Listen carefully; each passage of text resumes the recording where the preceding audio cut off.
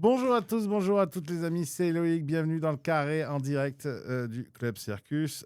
Paris les amis, on est avec un très bel invité que vous voyez fréquemment chez Winamax, fréquemment chez notre ami Chance 44, comédien, animateur, réalisateur, scénariste, n'en jetez plus.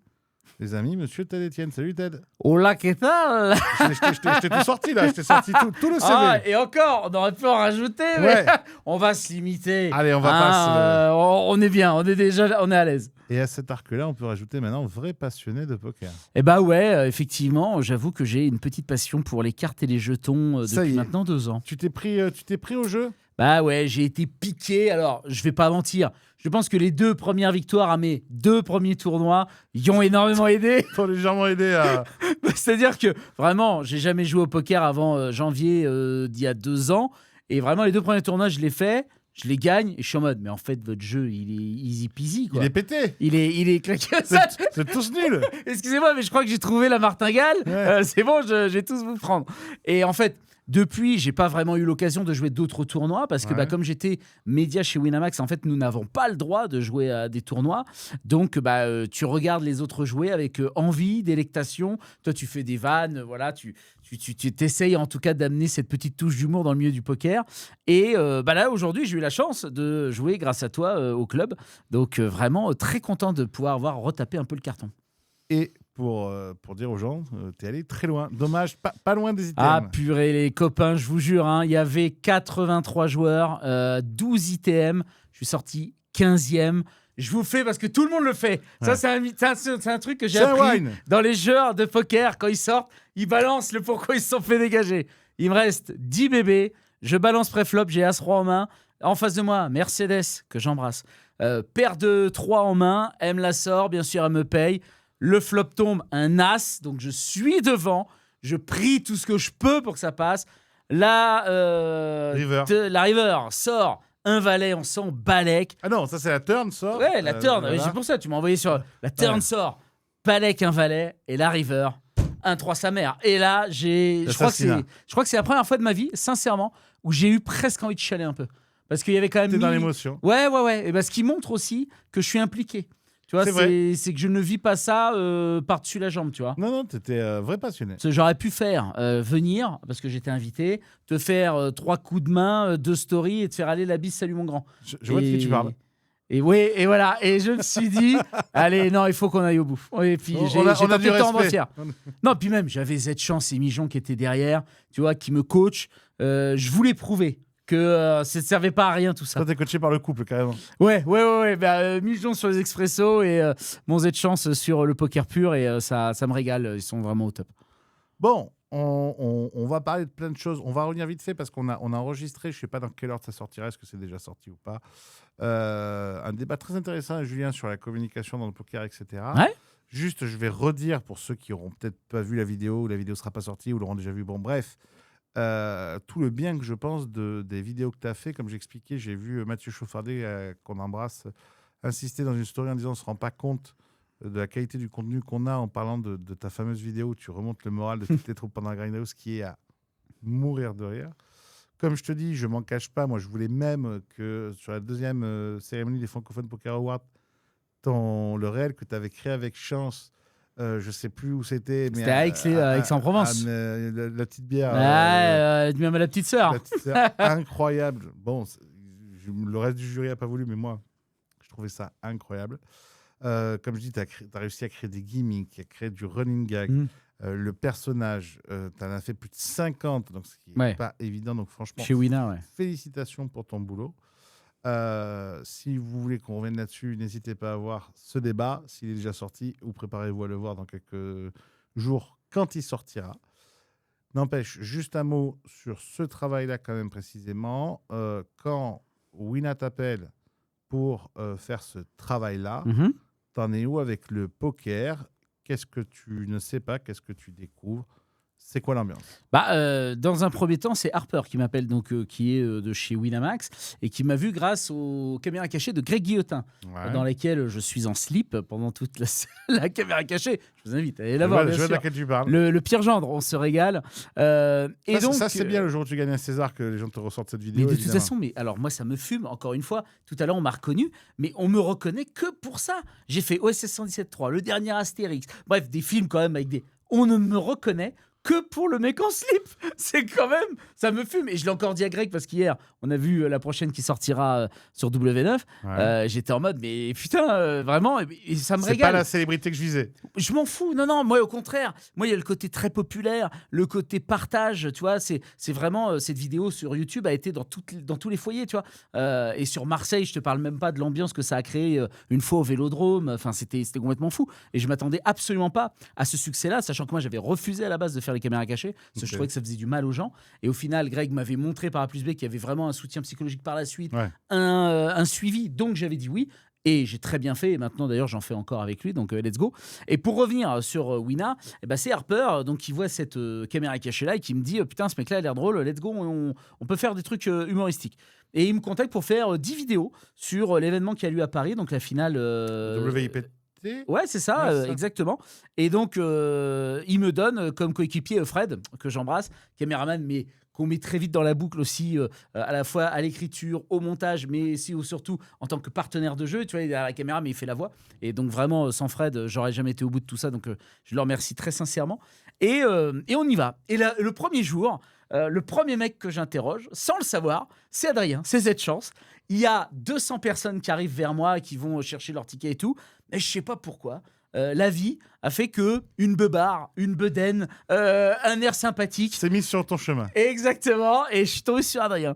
Et donc, c'est le premier mec que j'interroge. Et puis après, moi, je saute, en fait. Je me dis, putain, on a passé un bon moment avec lui, c'était trop cool. Basta. Je sais même pas du tout qui est Z-Chancien. Je ne connais rien au monde du poker. Je ne sais pas jouer au poker. Je connais aucun membre qui a gagné. Oui, tu connais aucun joueur, rien. Aucune célébrité du poker. Pour moi, le mec le plus connu dans la salle, c'est Benjamin Castaldi. Donc, c'est pour te dire que vraiment, on est... voilà, je ne savais rien du monde du poker. Ouais. Et j'apprends un peu au fur et à mesure comment ça fonctionne. Surtout, j'ai regardé quelques vidéos pour voir un peu comment fonctionnait le poker. Parce que le but, c'est quand même de parler de poker dans ces vidéos. Après, c'est ce que je disais, moi, les piliers que j'ai pour faire ces vidéos-là, c'est à la fois, bien sûr, de l'humour, c'est le plus important, à la fois que les gens qui ne connaissent pas le poker puissent s'y retrouver et se marrer en regardant une vidéo, et surtout que les mecs du poker aussi kiffent et qu'on ne soit pas dans de la moquerie, dans du préjugé, etc. Bref, j'ai essayé d'englober vraiment tout ça pour que tout le monde puisse rire ensemble. Pour moi, c'était le plus important. Et donc, Adri va jouer. Là, je tombe sur Bessé, qui me régale et que j'embrasse également, avec qui, pareil, Bebar, Beden, bref, on est ensemble. Là, vraiment, j'ai monté un crew. On est là. Ah oui, on est là. Et donc, je fais ces vidéos d'humour et je retombe sur Adrien, je sais pas, 3-4 jours plus tard. Et je sais pas, il y a des gens, t'as l'impression de les connaître depuis 10 piges. Je sais pas pourquoi, il y a un feeling comme ça. Et Adrien, c'est comme ça. J'ai senti qu'on se connaissait depuis très longtemps. Et en fait, on ne s'est plus quitté. Et il a eu la gentillesse de me prendre sous son aile, de m'expliquer les bases du poker, de me coacher. Ce qui fait que premier tournoi que je fais online avec lui en live sur sa chaîne Twitch, je le gagne. Donc, on est sur le cul parce que jamais personne n'aurait imaginé que je fasse ça. Une semaine plus tard, c'est le Sismix à Marrakech.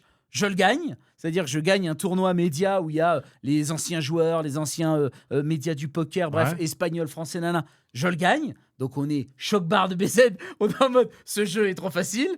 Et par la suite, après, les vidéos de poker. Mais pour moi, c'est vraiment à chaque fois un travail d'équipe, je tiens à le redire. Autant c'est moi qui suis devant la caméra, mais il y a, comme j'ai dit, Fred, il y a Harper, mais il y a aussi les gens qui sont hyper bonnes pattes parce que le fait que les vidéos soient appréciées, en fait, fait que les gens viennent carrément te voir, tu vois. Et ça, c'est hyper cool parce que quand tu arrives avec un micro, les mecs sont en bikini ou alors ils viennent se prendre un bad beat, etc. et qui te voient arriver avec la caméra, la majorité pourrait fuir, mais là, ils sont en mode « Ah putain, c'est Ted, on va se marrer, viens, on y va ». Et sans les gens, en fait, j'aurais pas pu faire ça, tu vois. Et c'est leur amour qui a fait que les vidéos ont été intéressantes et j'espère maintenant par la suite qu'on en fera d'autres. À l'heure actuelle, je ne suis plus avec Wina.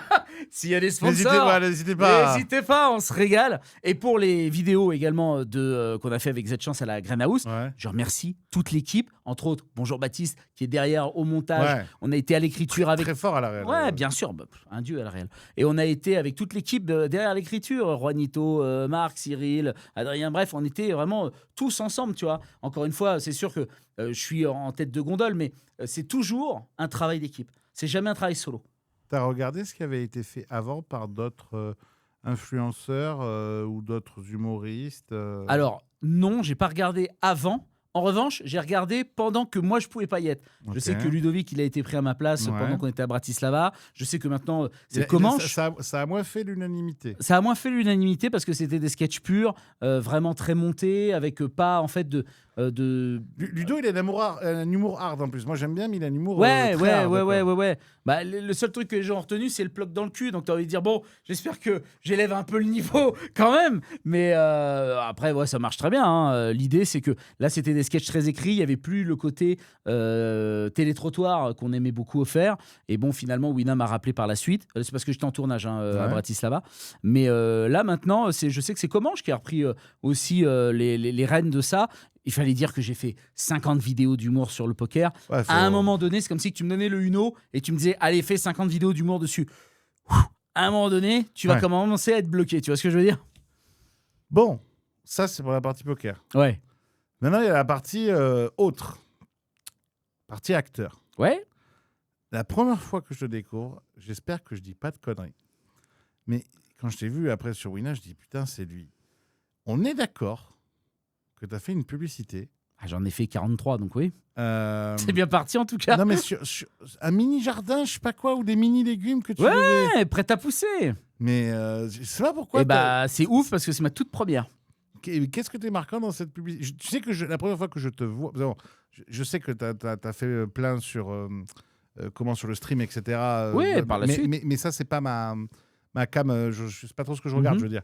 Mais la première fois que je te vois dans le poker, je dis putain, c'est lui. Ah ouais, bah prêt à pousser, avec le chat qui était horrible sur cette pub. Le chat qui était mieux payé que moi. Je m'en souviens comme si c'était hier, vraiment. Moi, je t'ai payé 1000 balles, je crois. C'était ma toute première publicité à passer sur le web. Donc, c'était moins bien payé. Enfin, bref. Mais elle est passée partout, par contre. Ouais, bah, par contre, ils ont saucé. Mais le chat était payé 3000 balles. Je m'en souviens très bien. Et le chat... Comment ça, le chat était payé 3000 balles? Non, mais le chat... Mais il faut savoir que les animaux sont très, très bien payés dans le milieu. Et surtout que, soi-disant, ce chat était dressé pour s'asseoir, pour me passer entre les jambes, etc. Il n'a rien fait de tout ça, ce petit bâtard. Alors que j'adore les animaux, hein. Mais à un moment donné, j'ai attrapé le chat parce qu'il devait être dans mes bras et je devais faire « Allez, mon Oscar, c'est pas grave, on va passer un bon moment et tout. » J'avoue que si tu regardes la pub, Oscar, je le serre un petit peu près. C'est chaud. Ça fait 20 prises qu'on fait enculer. Maintenant, tu vas commencer à rester calme. Très gentil.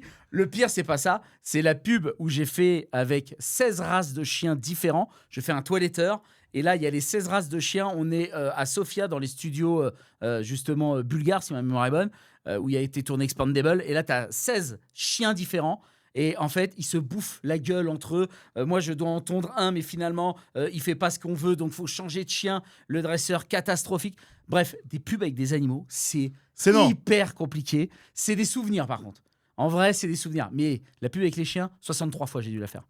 63 fois redire son texte, alors que c'était un enfer. Mais ça fait des souvenirs. Bon, pourquoi je te parle de pub, tu vas comprendre, c'est que il me semble, tu vas me dire si je me trompe, qu'à une autre époque, quand on voulait faire le métier d'acteur, etc., faire des pubs, aller à la télé, bon, la web télé, tout ça, ça n'existait même pas, tu vois. Mmh. C'était le genre de choses où on te disait, oh là, fais pas ça, après t'es catalogué et puis c'est fini. Mmh. Comme tu dis, bon, ben, toi, t'as fait des pubs et au final, t'es dans Astérix. C'est quoi? Je l'ai vu cet été en vacances à ton film avec les flics, là, il est incroyable. Les Condés, ouais. C'est trop drôle, ça. Bah, le 2 serait en préparation, donc on va essayer de se régaler. Ça a cartonné. Donc, bon, tu parlais des Condés, il y en a plein d'autres, on va pas faire la liste. Ça veut dire quoi? Ça veut dire que le métier, il a changé? Alors, moi, je pense que déjà, j'ai un profil atypique. Il faut se le dire. Il y a très peu de gros déjà, dans tu as le un milieu. physique atypique. Ouais, voilà. Oui, c'est un physique atypique. Il y a très peu de gros dans notre milieu. Et en vrai, il faut se le dire, personne ne veut être le gros de l'histoire. Très souvent, c'est soit le bon pote, soit c'est le geek, soit c'est le mec qui est trompé, ou en mal d'amour, ou en mal de la société. Enfin bref, à chaque fois, il y a des stéréotypes qui sont posés sur le gros, tu vois. Ouais. Mais en vrai, à un moment donné, nous sommes en France. Le problème de la France, c'est qu'une fois que tu es dans une putain de case, tu n'en bouges pas, ou alors c'est très compliqué. Donc, en vrai de vrai, ne jouons pas contre le système, tu vois ce que je veux dire? Donc moi, ces rôles-là, on me les file. Et après, une fois que je suis dans la machine, là, je commence à triturer pour qu'on enlève les stéréotypes et que je devienne un personnage qui existe à travers autre chose que le fait que je bouffe, que j'ai pas de gonzesse, que la société se fout de ma gueule parce que je suis gros, que je suis débile, parce que ce sont les stéréotypes qui sont collés aux personnes fortes, tu vois. Ah, c'est chaud ce que tu dis. Ben, malheureusement, c'est un peu le stéréotype. Si tu penses à n'importe quel acteur, d'accord, corpulent, que ce soit dans un film américain ou un film français, à chaque fois, il a le rôle de l'abruti, ou du bien gentil, ou du bien heureux. Depardieu. Non, mais Depardieu, on est sur un autre cadre. Depardieu est devenu gros que vers 50-60 ans, et c'était pas du tout les rôles qu'il a eu. Signé Renaud de C'est Bergerac, vrai. etc. Il était fit, le mec. Hein. C'est vrai, t'as raison. Non, mais Oui, tu oui, prends t'as un raison. Coluche, tu prends un Jacques Villeray, tu prends. Enfin, je sais pas, et tu vois, il n'y en a pas si tant que ça qui me viennent en tête. Hein.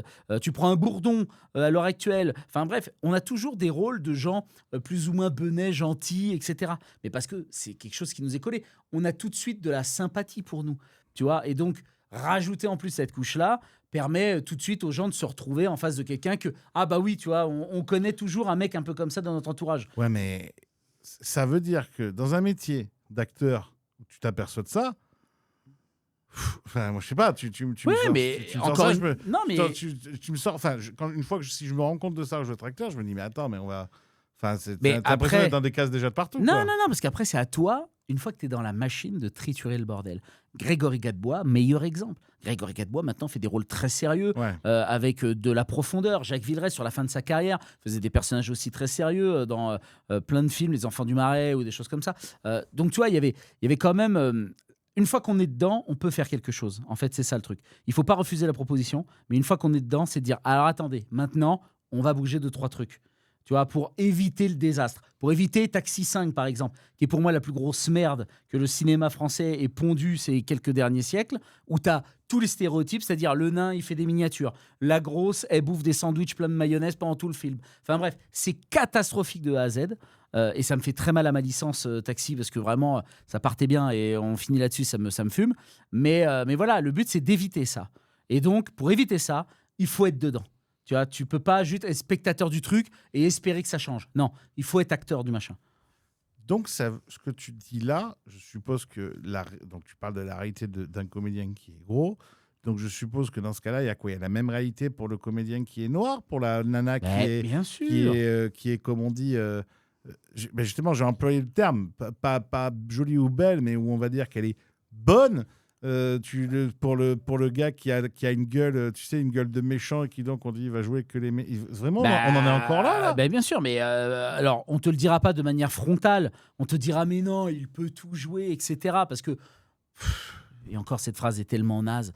On ne peut pas tout jouer, ce n'est pas vrai. On ne peut pas tout jouer. C'est selon notre sensibilité, selon notre vécu, selon ce qu'on a envie de faire aussi également, tu vois. Mais oui, malheureusement, je pense que le cinéma d'aujourd'hui s'appuie encore sur des poncifs qui datent d'outre, voilà. Et parce que, bah, en fait, quand les gens ils arrivent au cinéma, ils y vont pour du divertissement. Donc ils veulent tout de suite, quand ils voient la première image, se dire ah, elle, c'est la nana mignonne du film. Ah, ça, ouais, c'est vrai qu'elle est mignonne. Donc, hop, on tombait un peu amoureux. Ah, lui, c'est le beau mec. Putain, il va être un peu baroudeur, etc. Il va casser la gueule à des méchants. Ah, tiens, le méchant, il est là. Alors, lui, il a une vraie belle gueule de méchant. Enculée, lui. Ah, une belle gueule enculée, voilà. Ah, le gros, lui, il va être drôle. Ah, il va me faire rire, le gros. Voilà. Et oui, mais parce que il faut que les gens, une fois qu'ils ont leur popcorn en main, ils soient à la maison. Mais bien sûr. Bien sûr, bien sûr. Voilà, c'est comme ça. Et alors, heureusement qu'il existe des films d'auteur. Donc, des films qui font pas spécialement d'entrée au cinéma, faut pas se mentir, et qui permettent justement de casser un peu ces codes à travers des histoires, à travers justement des réalisateurs et surtout des réalisatrices en ce moment qui arrivent et qui permettent justement d'ouvrir un peu la palette. Mais là, par exemple, moi, le vrai problème le combat que j'ai, c'est qu'aujourd'hui, on parle beaucoup d'ethnie, par exemple, on parle beaucoup d'âge, on parle beaucoup de hommes-femmes, mais on ne parle pas de la pluralité des corps. T'es gros, je suis désolé, il n'y en a pas tant que ça. Il y a la fille à Bernier, Issa Doumbia nous a quittés, entre guillemets, maintenant il est devenu plus ou moins maigre. Donc tu vas voir la fille à Bernier, tu vas avoir Bourdon qui a un certain âge, tu as Marc Rizzo qui est un peu dans ma corpulence, voilà. Tu as Artus qui a un peu maigri aussi, donc voilà, est-ce qu'il est encore chez nous? Je ne sais pas. Tu vois, on n'est pas 15 000. Hein. Artus, de toute façon, je pense qu'à partir du moment où tu as fait 10 millions d'entrées, tu es dans une autre catégorie encore. Oui, puis en plus, là, lui, il joue plus. et puis même au-delà de ça, c'est un très très bon comédien. Donc tu vois, souvent les humoristes font de bons comédiens. Hein. Humoriste fille, humoriste homme. Donc, une fois que tu as fait ce constat-là, il y a un cas où tu te dis bon, ben en fait, fuck, je vais les perdre 20, 30, 40 kilos de trop que j'ai, puis on va aller...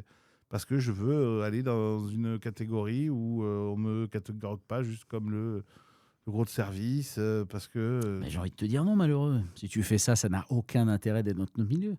Le milieu du cinéma, de la télévision, du divertissement n'existe que parce que tu es différent.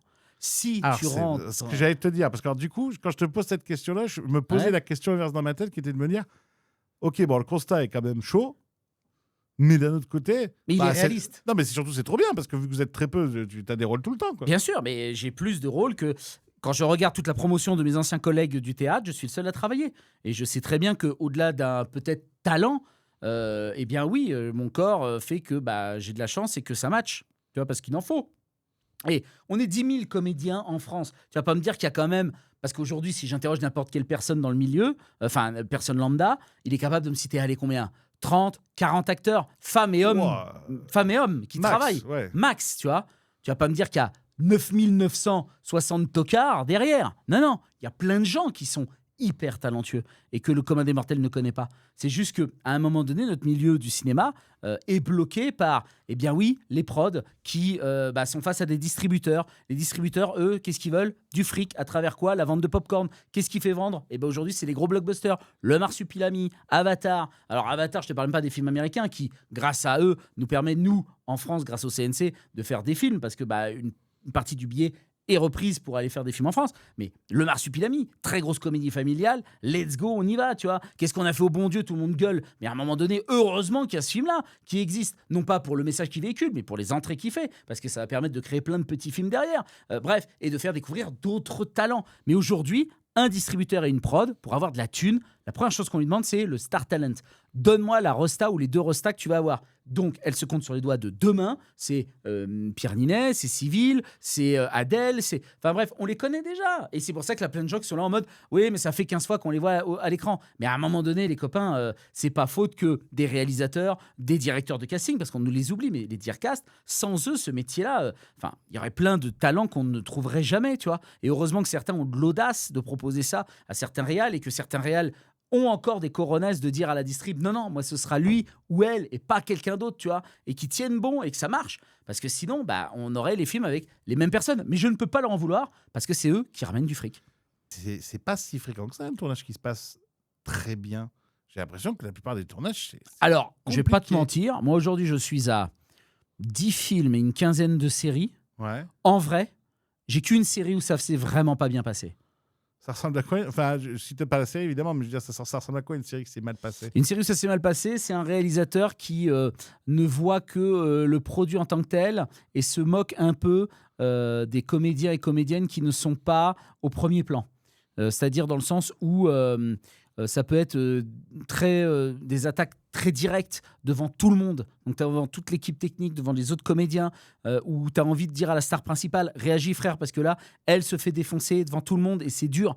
Tu devrais au moins dire quelque chose au réal, il ne le dit pas. On te dit, hey, tu vas tourner, et en fait, tu ne tournes pas. Et pendant 7 jours, tu attends dans la loge comme un con qu'on te dise bien gentiment de vouloir aller tourner. On t'oublie au maquillage parce que tu n'es pas acteur principal et qu'on a autre chose à foutre, en fait.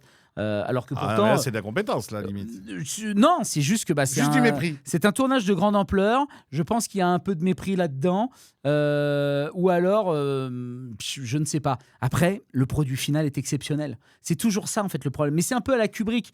Kubrick était qui est un quelqu'un... sombre connard, apparemment. Kubrick était quelqu'un, il paraîtrait, de très, très, très, très, très, très dur sur les plateaux. Mais chacun de ses films est presque un chef-d'œuvre. Donc, c'est Ouais, mais toujours... ça, moi, ça justifie pas. Parce que moi non plus. Parce qu'a priori, Christopher Nolan a l'air plutôt très sympa et il nous chie un chef-d'œuvre à chaque fois. tu Ouais, vois. mais bien sûr. Ou Spielberg. Quoi. Et ce réalisateur, que j'ai trouvé très compliqué pendant les 35 jours avec qui j'ai travaillé, à la fin, pendant 1h30, quand il a su que c'était mon dernier jour, on a parlé ensemble.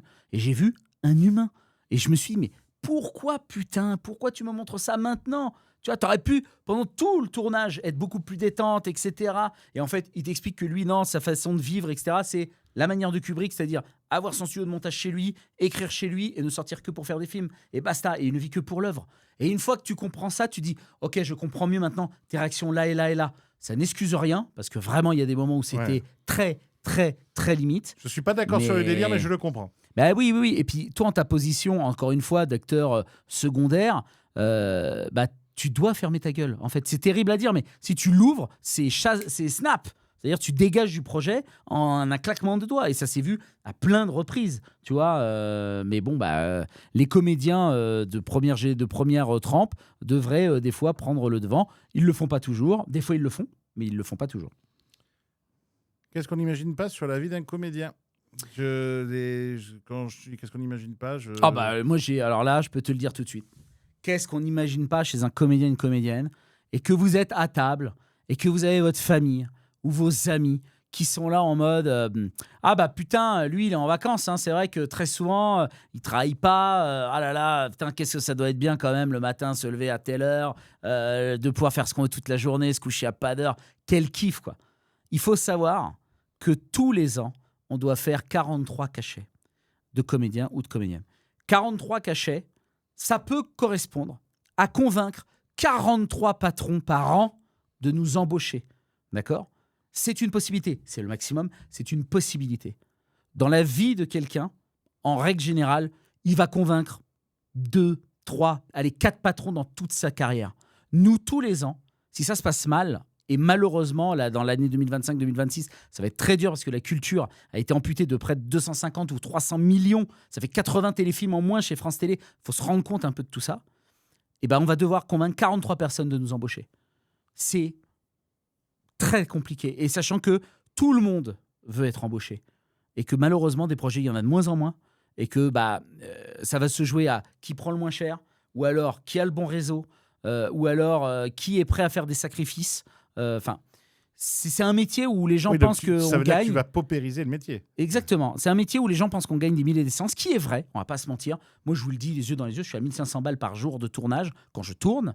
D'accord? Donc les gens sont en mode waouh, what the fuck? Il fait un SMIC, le frère. Ouais, mais 1500 balles, c'est quoi? Il t'en reste 700 dans la poche, un truc comme non, ça? Non, parce que ça, c'est de l'intermittence. Donc en vrai, j'ai juste les impôts qui sont déduits, donc c'est 30%.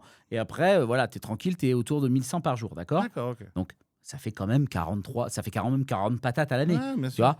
Il faut les chier, putain. Faut y aller, faut envoyer des CV, faut vous rencontrer les gens, faut convaincre. C'est pas si simple que ça, tu vois. Alors là, les gens pourraient se dire, l'autre, il se plaint, il a 40 patates. Oui, mais putain, et c'est à la sueur du front et tout. Après, tu me dis 40 patates, mec. 40 patates à Paris, ça fait 3500 € par mois. Quand ton loyer doit déjà coûter 2000. Et attends, le coup de grâce, c'est imaginons, tu fais 42 cachets. Ah oui, tu as dans le cul. Et qu'il t'en manque un. Tu l'as dans le cul. C'est-à-dire que tu perds l'intégralité du truc. C'est d'ailleurs comme ça qu'ils arrivent à financer une partie. C'est qu'il y en a tellement qui font 25 cachets et qui sont morts. Non, mais c'est un château de cartes. L'intermittence, c'est un château de cartes. Et je suis très heureux qu'on ait ça. On est les rares dans le monde à avoir de l'intermittence. Et je sais même que pas si ça existe ailleurs. Je ne sais. Oui, tu as bien raison. Je sais pas si. Je crois que ça doit peut-être exister, peut-être en Suède, Finlande. Je ne sais pas. Je m'avance pas là-dessus. Je sais que c'est un truc très français. Et je sais qu'il y a plein de partis politiques qui voudraient nous baiser la gueule et nous l'enlever. Hein, et on remercie les gens. Et tu sais que pour le coup, alors là, je sais pas, mais quand j'étais dans la musique, il y a toujours cette histoire de cachet aussi, évidemment. Donc je l'ai entendu, je l'ai vécu. C'est une autre époque. Tu dis 43, je vois très bien la difficulté que ça représente, évidemment. Mais parce que en plus les gens comprennent pas qu'il peut y avoir du travail en amont, des répétitions, des fois c'est pris en charge, des fois pas forcément. Et puis même il peut y avoir des journées où tu n'es pas payé cette somme. Exactement. Mais pour les gens 43, ils disent donc tu travailles que 43 jours par an. C'est le minimum.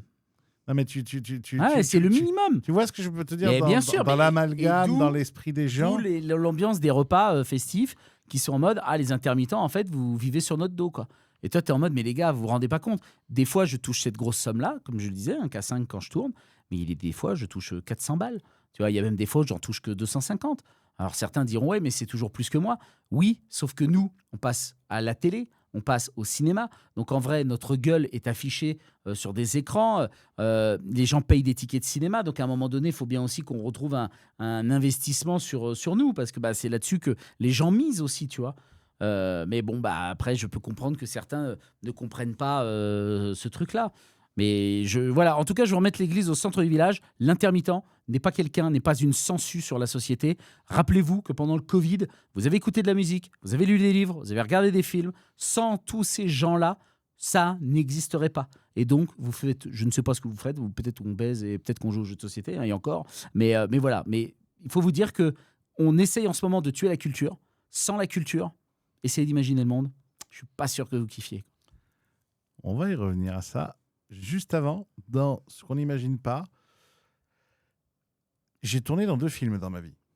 Dont un que tu peux retrouver sur Amazon où je joue avec Cadmerade. C'est une longue histoire que je vous raconterai un jour. On s'en fout, j'ai les cheveux bleus dedans. D'accord. J'ai 15 ans. Attends, avec Cadmerade ? Avec Cadmerade. Ah non, maintenant tu dois me dire. Et Jacques Gamblin. Là, vous pourrez retrouver Avec Gamblin ? Gamblin et Cadmerade. Vous pouvez retrouver un film qui a dû faire 20 000 entrées. Pourquoi je te dis ça ? Parce que à l'époque, j'ai fait un casting pour ça. Je l'ai repéré en casting sauvage et après j'ai fait un casting. Je parle d'une époque où Cadmerade est connu pour KDO, mais n'a pas encore fait la Bienvenue chez Ch'ti, etc. Sympa, on discute. On est là quelques jours ensemble. C'est Cadmerade. Donc, autant qu'on kiffe. Voilà, autant qu'on kiffe. Et la majorité des comédiens et comédiennes sont des gens sympas. Ouais, le mec est très sympa. Et puis en plus, moi j'étais très content de faire ça, mais j'en avais rien à foutre. Moi je voulais être dans la musique, donc j'étais très content d'être là, j'étais très content d'être payé, mais j'avais pas d'appétence à ça. On parlait librement et il me racontait les années de casting mur. Quand tu te prends un mur à chaque fois, tu fais un casting. Bien sûr. Ça ressemble à quoi quand on essaye de se faire aujourd'hui repérer? On est toujours dans ce principe-là. Le réseautage, le fait d'être dans des équipes, ça peut simplifier les choses. Le fait que toi, en plus, tu aies un parcours d'animateur à côté et même d'influenceur, ça peut t'ouvrir quelques portes parce que, tiens, on se dit, lui, en second rôle, vous avez vu, en plus, il a quelques abonnés, il y a des mecs qui le suivent. Tout ça, ça compte. On a changé un peu de méthode parce que moi, c'était il y a 20 ans ou Non, je pense que c'est toujours la même aujourd'hui. Après, moi, je suis vraiment quelqu'un de très atypique dans le milieu. Je sais que quand les gens font du théâtre ou du cinéma, ils ne font que ça. Moi, j'ai la chance de faire à la fois du streaming, comme tu peux le savoir, avec les copains de chez Le Stream, fait le stream. Mais bref, donc de faire du streaming, du jeu vidéo. J'ai fait des jeux de société à côté. On va en parler à la fin de ton tu vois, le concept est fou. Mais tu vois, je fais des vidéos d'humour, poker, Greg Guillotin. Enfin bref, je fais tout un tas de choses qui pourraient m'empêcher de faire ce milieu parce que, par exemple, le cinéma n'aime pas beaucoup les publicités. Dans le sens où, imagine, je joue... donc encore, tu vois. Imagine, je joue à un flic baraqué, je suis en train de faire un interrogatoire musclé, et là, une pub, et là, on me voit en train de faire une pub pour le cassoulet. Oh, regardez ce bon cassoulet. Oh, William Serin, totalement autre chose. T'as envie de dire, c'est quoi ces conneries on est dans la 4e dimension, quoi. Donc, je sais que c'est difficile, la passerelle, mais ça a évolué dans le sens où maintenant... On prend de plus en plus de comédiens de théâtre pour faire du cinéma, parce que, encore une fois, il y a 2 chapelles, le théâtre et le cinéma. Moi, je les distingue toujours de cette manière. Pour faire du théâtre, c'est jouer avec un marteau, dans le sens où, toi, il faut que tu surjoues pour que le mec qui est en haut, là-haut, puisse t'entendre. Donc, tu es forcément obligé de surjouer. À la caméra, elle est là, donc c'est au scalpel. Donc, tu joues. Tu ne peux pas surjouer. Si tu surjoues, la caméra le voit tout de suite et t'es baisé. Tu vois ? Et donc, il y a toujours cette difficulté-là. Après, attention, il y a énormément d'acteurs de théâtre, finalement, qui arrivent très, très bien. Mais il est plus facile de faire cinéma-théâtre que théâtre-cinéma. Mais ça existe de plus en plus. Et en vrai, la passerelle est belle. Très souvent, le vivier, il va être surtout chez les humoristes. Tu sais d'ailleurs que pendant que tu parles de ça, il y a un nom qui m'a sauté à la gueule de personnes corpulentes qui a fait à peu près comme Jean-Claude Dreyfus. Ah oui, mais Dreyfus, on le voit plus, je suis désolé. Non, mais je veux dire, ça a été quand même un mec. Alors lui, pour le coup, qui a dû gagner des tonnes d'argent avec, je sais plus qui représentait à l'époque comme marque. Je vois très bien de qui tu parles, mais je vois que Findus, je crois que c'était Findus, lui, qui était la porte-égérie, qui était un grand acteur de théâtre, qui a fait pas mal de cinéma. Aujourd'hui, je sais même pas s'il est pas mort, tu vois, je sais pas. Non, il est encore en vie je pense, de mémoire. Ouais, non, mais là, il doit bien être en tout cas, on ne vend plus son nom. Il peut être à la retraite aussi. Bien sûr. Et pourtant, tu vois, c'est quelqu'un qui a énormément donné.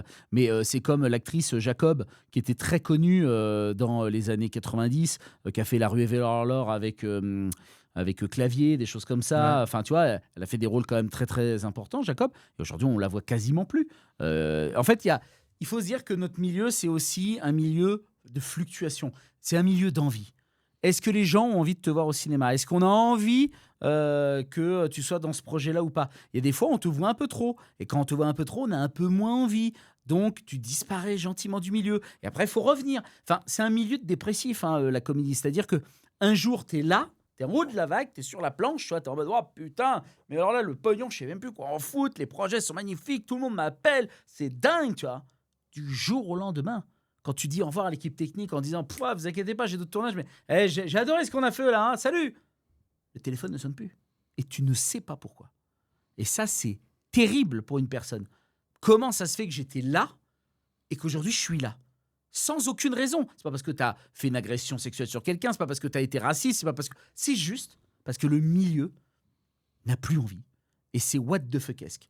Tu vois, et c'est là où, par exemple, je reviens sur la difficulté de qu'est-ce qu'un intermittent du spectacle. Là, je te parle d'intermittent du spectacle du milieu du cinéma, mais enfin, tu as tellement de métiers qui dépendent de l'intermittence, les conteurs, les gens qui font du spectacle de rue, des choses comme ça. Enfin, c'est très, très, très compliqué. Et pour revenir au Dearcast dont tu parlais, moi, je les remercie et les félicite parce que sans ces gens-là, en fait, notre milieu serait gangréné que par du Star Talent, ce qui est déjà un peu le cas. Mais putain, ces femmes, parce que majoritairement ce sont des femmes, et ces hommes essayent tant bien que mal de péter ce truc de verre. Et je te le dis, l'ARDA, qui est l'association des directeurs et directrices de casting, va aller au Sénat très prochainement pour essayer de défendre ça et de dire stop au Star Talent. On en a plein le cul. Maintenant, on voudrait voir d'autres gueules qui sont capables aussi de faire des films tout aussi intéressants, des bonnes comédies, etc. C'est-à-dire que même eux, ils ont conscience de ça, tu vois. Et vraiment, je les remercie du fond du cœur. On ne les remercie jamais assez. Par exemple, des fois, on ne les crédite pas dans les films, les directeurs de casting. Alors que sans eux, il n'y a pas de film.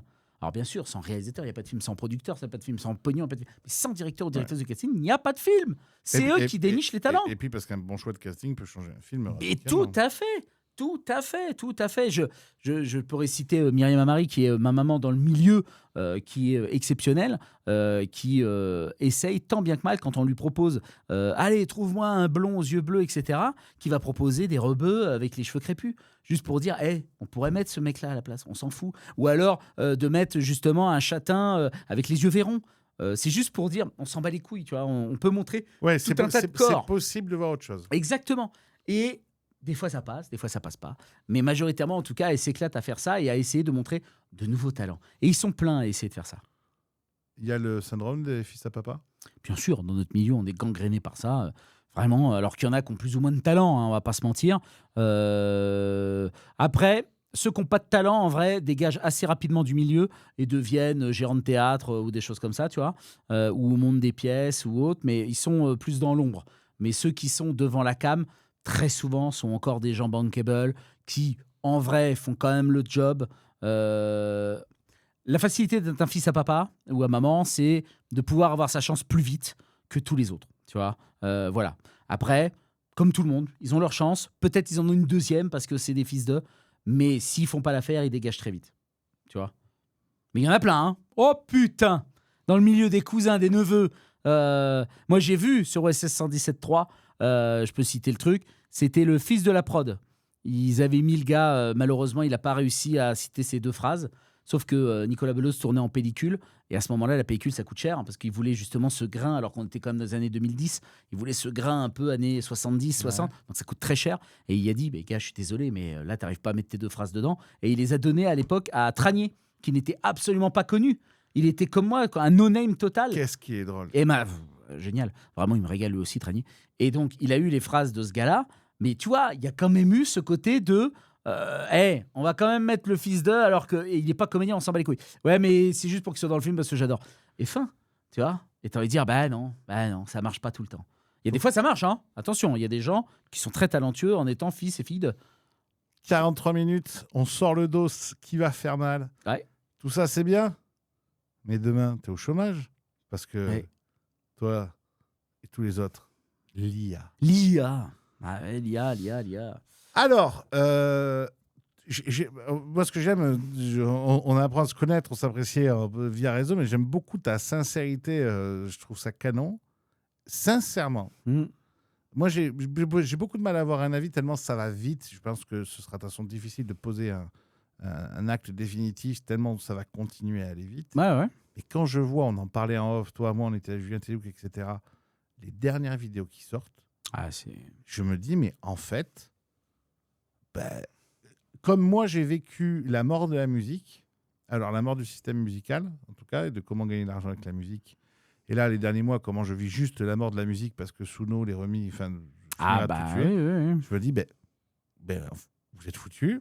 En fait, ils vont vous niquer, quoi.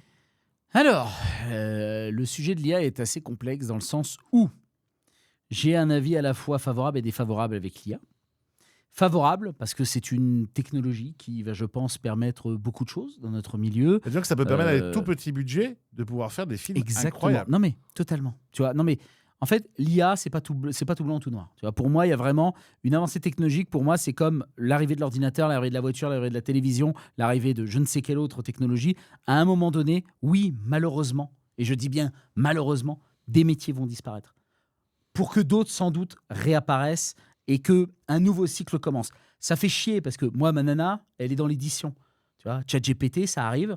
Bah, je suis désolé, ça corrige 4 fois, 5 fois, 20 fois plus vite qu'elle. Ouais. Et donc, à un moment donné, pour le moment, ça laisse des fautes, donc on ne l'utilise pas à pleine puissance. Oui. Mais peut-être que dans un an, ce sera déjà trop tard. Et malheureusement, elle va perdre son job.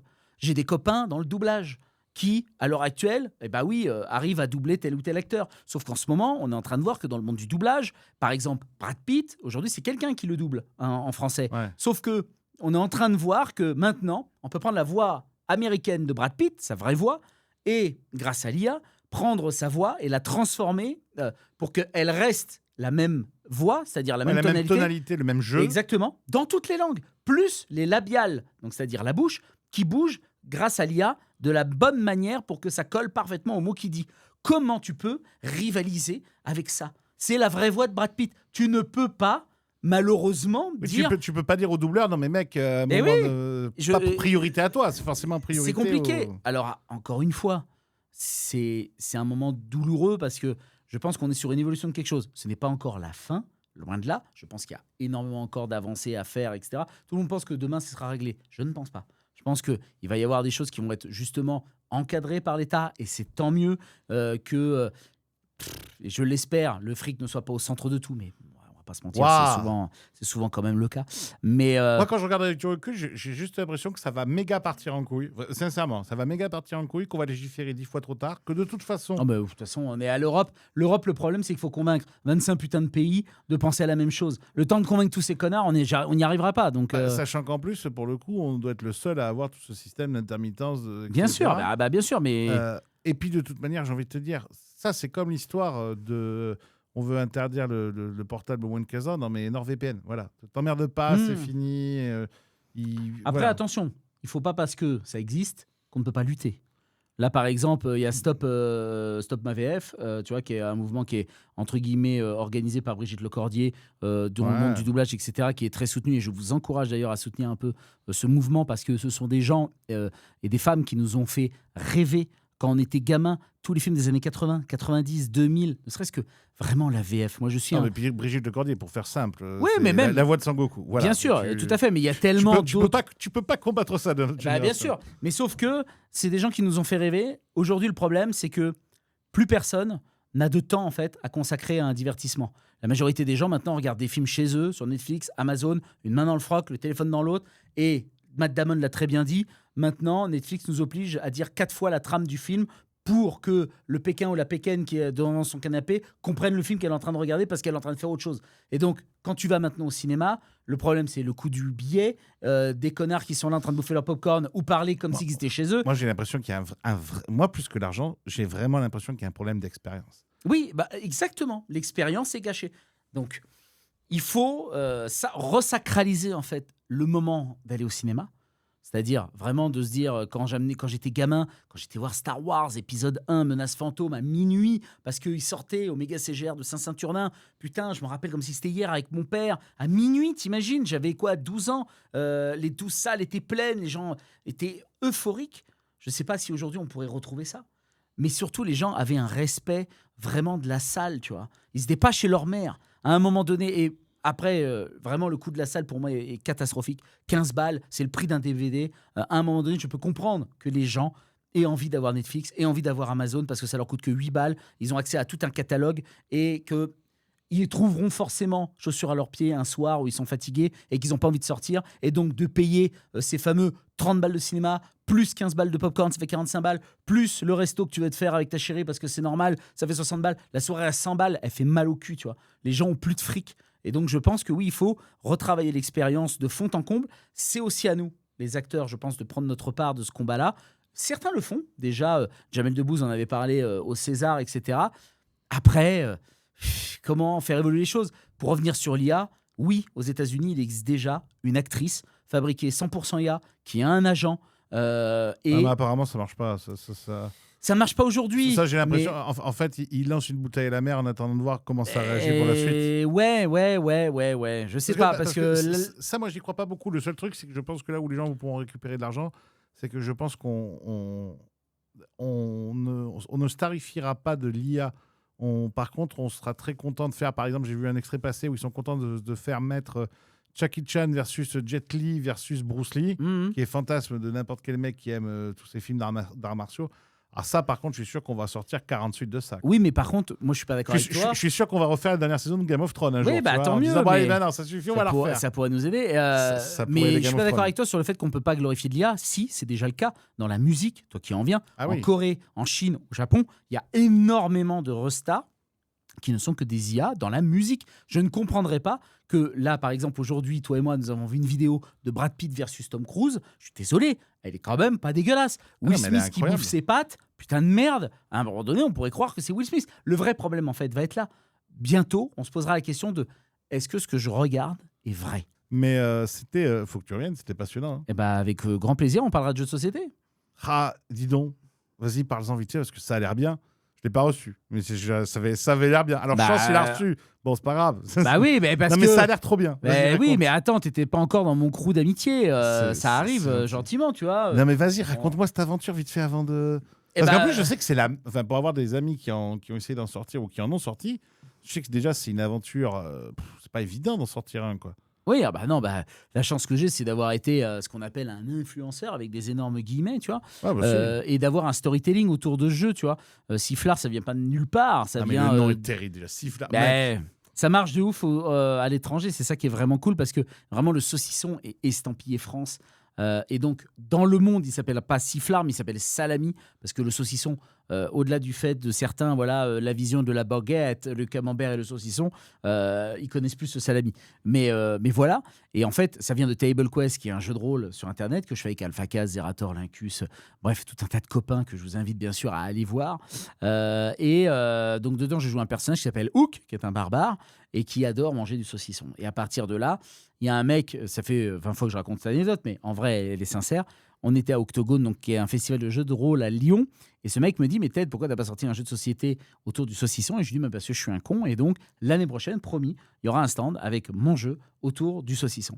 L'année d'après, j'avais un stand avec un jeu autour du nom du saucisson. Mais c'est une folie de... Et t'as mis une année juste pour claquer tout le design, le concept du jeu et tout. Ah non, ça a mis plus de temps que ça. Mais on avait déjà la possibilité de faire des précommandes. Ah, ok. En gros, moi, j'ai de la chance extraordinaire. Ma vie n'est que des rencontres. Encore une fois, sans vouloir faire le WC-book, c'est vraiment, quand je rencontre quelqu'un, pour moi, il n'y a pas de hasard. Tu vois, je vais même plus loin. Pour moi, l'homme n'a pas de libre arbitre. Tout est écrit à l'avance. Ok. Attention, là, on rentre dans une philosophie précise. Hein. Mais attention, je ne suis pas croyant. Hein. L'émission est dingue. On est passé de l'environnement Non, mais oui. à l'IA. Donc, pour Jésus, moi... Dieu. Non, mais... non, pour moi, non, je suis pas croyant. Donc vraiment, il y a aucun lien sacristique là-dedans. Inch'Allah, il est là. Il est. Non, il y a aucun lien sacristique là-dedans. C'est juste que voilà, je pense que mais je comprends très bien rencontre. Et je plus sois ce que tu dis. Ouais, Moi, je suis voilà. plutôt dans ton délire de dire, je pense que tout La est rencontre écrit. a un intérêt. Ouais, je suis Tu d'accord vois, avec toi. à la fois amicale, sentimentale, boulot, bref, elle a un lien. Et moi, j'ai eu la chance de rencontrer Maxildan, qui est un très très bon copain avec qui j'étais chez le stream, qui par la suite a fait Les Joueurs du Dimanche, donc qui est une équipe de troublions qui parle de jeux de société autour de Rofelos et de Marie Grandjeu, qui sont devenus de très très très bons copains. Et moi, je suis un peu le 4e membre caché de cette équipe. Et bien, grâce à eux, j'ai pu rencontrer directement des éditeurs du monde du jeu de société qui tout de suite m'ont pris à bras le corps. Un influenceur qui sort un jeu de société, il y a à la fois le côté de dis donc, ça sent le fric, et attention, il faut quand même que ce soit une bonne idée. Oui, parce que tu peux rapidement passer pour un connard d'arriviste. Alors, cite-moi un seul jeu de société d'influenceur qui a marché. Et là, je vais me lancer des fleurs, hormis le mien. Ah, Encéphalogramme de la grenouille. Tu peux déjà dire qu'il a marché? Bah, bien sûr, j'ai vendu mes 10 000 boîtes. Dans le monde du jeu de société, 4 000 boîtes, c'est un best-seller. J'en ai vendu 10 000 déjà. Fin. Pour moi, c'est Attends, tranquille. mais Je pensais jamais tu l'as pouvoir faire sorti il y ça. a 3 mois, ton truc. Ouais, mais il avait été vendu en 3 semaines. Tout a été vendu en 3 semaines. C'était incroyable. En même temps, je te le dis sincèrement, hein, quand tu as storytellé le truc sur tes réseaux, etc., j'ai trouvé le truc incroyable. Bah, j'ai surtout eu beaucoup de chance d'avoir énormément de copains du milieu de l'influence, entre autres. Greg Guillotin, AlphaCast, Jiraya, Chichounet. Tout le monde a joué le jeu de Tout le monde a joué le jeu gratuitement. Vraiment, tu vois, c'est là où on parle de souvent le milieu de l'influence, c'est le milieu de salope et tout. C'est là où ça, je crois pas. Vraiment, tu comptes les gens. Tu vois, tu te dis, OK, j'ai rendu des services sans attendre quoi que ce soit en retour. Mais là, j'ai besoin d'un coup de main. Est-ce que tu peux me le donner? Ils ont tous dit oui. J'en ai aucun qui m'a dit non. Et donc vraiment, encore une fois, c'est en partie grâce à eux que j'ai vendu effectivement toutes ces boîtes. Le jeu marche très très bien et en sont très contents. Donc let's go, ça continue. Là, il va retourner en boutique à partir du mois de mars. Et voilà, moi je pensais sincèrement vendre que 4000. Et j'aurais été déjà le mec le plus heureux. Chaque année. T'aurais déjà fait un best-seller. Mais bien sûr, mais chaque année, il sort 800 jeux de société. Ouais, alors ça, c'est une folie. Mais oui, en vrai, toi, Loïc, en 2025, combien de jeux de société dont tu as entendu parler? Le tien. 1. Peut-être, allez, si tu réfléchis vraiment, 2, 3 qui deviennent en plus. Peut-être parce qu'il y a les As d'or et tout ça, donc on parle certainement de certains jeux. Et non, mais vraiment, je crois pas à le tien. Et oui, mais fin. Et j'ai ma femme qui est une fan absolue de jeux de société. Ouais. Donc, je suis pas si ringard que ça sur le sujet. Et oui, donc t'imagines, il y a 796 jeux dont tu n'as jamais entendu parler et qui pourtant sont sortis. Et il y a des jeux qui font des flops terribles et c'est compliqué et tout. Et moi, j'ai été très content que ça marche. Vraiment, je m'y attendais pas du tout, mais je crois que c'est même la plus grande fierté que j'ai dans ma vie. C'est-à-dire que c'est même pas le cinéma, c'est même pas les séries. Je crois que c'est vraiment ça, c'est le jeu de société. Où je suis en mode, mais j'ai quand même mon nom, putain, sur une boîte de jeux, bordel. Ça m'émeut. Vraiment, ça m'émeut de ouf. Je te propose une dernière question, rapidement. Allez. Après, putain, au montage, tu vas te régaler, toi. Hein. Savoir qu'est-ce que tu coupes, tu gardes, dans quel sens on met... Mec, je vais tout garder et je vais appeler ça l'émission du tout. Non, il y a des trucs que tu vas me cutter. Oui, non, il y a 2-3 trucs. Ouais. Bon, il y a 2-3 trucs. Comme le grosse pute. Voilà, bah oui. Ça, tu mets... Vous savez pas de ce qu'on vient de dire. Dernière question à te poser. Tu préfères 100 000 boîtes de vendues de ton jeu? Ouais. Une nomination au César? Ouais.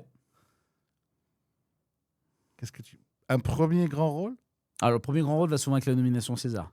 En vrai, tu peux t'arrêter déjà... Tu peux faire un premier grand rôle et que le film soit... Non, tu peux t'arrêter ces 2 choix-là. Je pense que c'est déjà pas mal. Ah, donc ce sera quand même toujours priorité au cinéma. Et moi, je pense que je prendrais la nomination parce qu'en vrai de vrai, même si les gens te disent non, mais je fais pas ce métier pour les récompenses, etc. Mon cul. Le jour où on t'appelle pour te dire, mon vieux, t'es nominé au César, mais tu dois avoir une gaule, mais comme ça. Et je rêve de l'avoir. Franck Dubosc va avoir, et je le souhaite de tout cœur. Ah putain, on a dit ça avec Carrière. Eh ben, tu vois, son premier César pour Un ours dans le Jura, qui est sans doute le meilleur film que j'ai vu en 2025.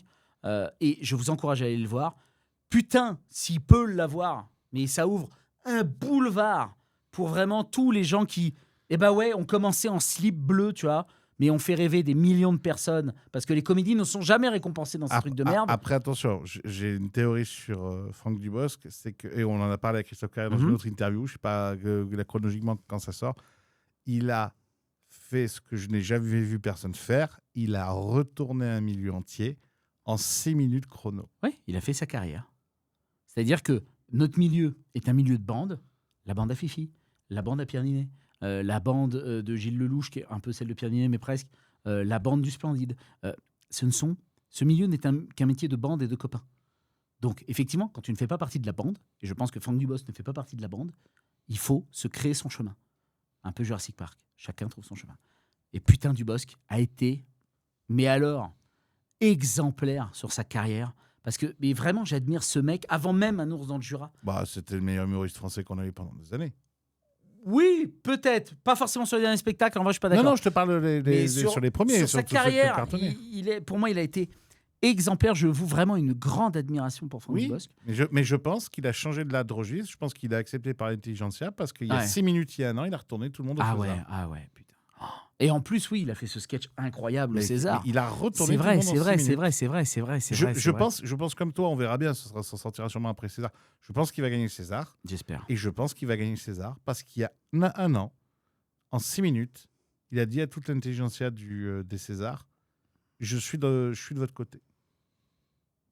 Je suis avec vous. Je suis avec vous. Je suis avec vous. Ouais, mais il y avait ce côté je suis avec vous. Ouais. Mais je suis quand même un mec Ouais, mais... qui rechigne pas son slip bleu. Tu vois ce que je veux dire? Bah, j'espère bien. Il pourrait cracher sur sa carrière en mode non, mais avant c'était que de la blague et maintenant je vais vous faire que des gros drames, etc. Non, un ours dans le Jura, c'est pas que un truc C'est un très bon... dramatique et dur. Je l'ai vu, c'est un très bon. Eh oui, c'est une comédie noire extrêmement bien écrite. Non, mais en fait, Enfin, mec, on va faire... On pourra en parler. Non, mais en fait, il faut que je te réinvite plus souvent, toi, parce on peut faire 3 heures d'émission chaque fois. Quoi. Oui, bien sûr. Bah, chaque thème, j'ai un avis, potentiellement. Tu m'as régalé. Bah, de rien. Bon, mon Ted, on te suit sur les réseaux sociaux. Ouais. Sifflard, du coup, bah alors tu le Eh vends pas, alors Sifflard, les copains, n'hésitez pas à aller l'acheter dans toute bonne boutique de jeux de société, surtout à partir du mi-mars. Je ne sais pas quand l'émission passera, mais à partir du mi-mars. Sinon, sur le site d'Arcada, tout simplement, ou sur le site de la Maison du Saucisson, parce que je sais qu'on est en partenariat avec eux. Bah, tu m'envoies les liens. Et voilà, donc bref, je vous enverrai les liens. Pour me suivre, Instagram, Ted Etienne, c'est majoritairement là que je suis. Facebook un peu aussi, mais majoritairement Instagram. Donc vraiment, Ted Etienne, n'hésitez pas. C'est gratuit. Et comme tu le disais tout à l'heure, ça permet d'avoir des rôles.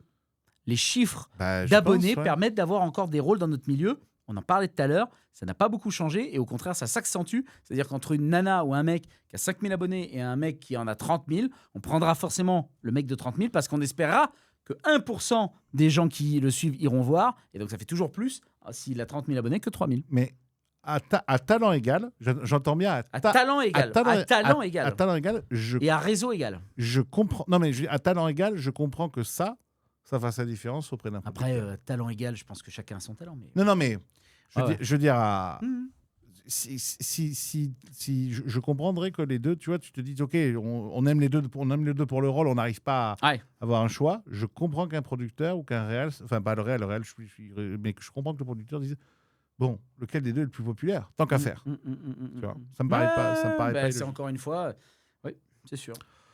Les réseaux sont importants. J'ai adoré t'avoir. Mec, ça va être quelque chose de déroulé avec les sujets. C'était incroyable. J'ai kiffé. Merci beaucoup, mon ami. C'était super. De rien, mon Loïc, avec grand plaisir. Hein. Vous le suivez. On se retrouve. Alors, je pense qu'on va se retrouver très vite avec Ted Etienne parce que je pense que tu vas. Vu que j'ai maintenant mon podcast permanent à Paris, maintenant que j'ai mis les studios. Et que moi-même, j'habite à Paris. Et que tu habites à Paris, si ça te va, de temps en temps, tu vas venir dans mes débats, toi. On va essayer de s'organiser. Non, mais ça va être incroyable. On vous embrasse. Des bisous, les copains. Ciao. Hola, ¿qué tal?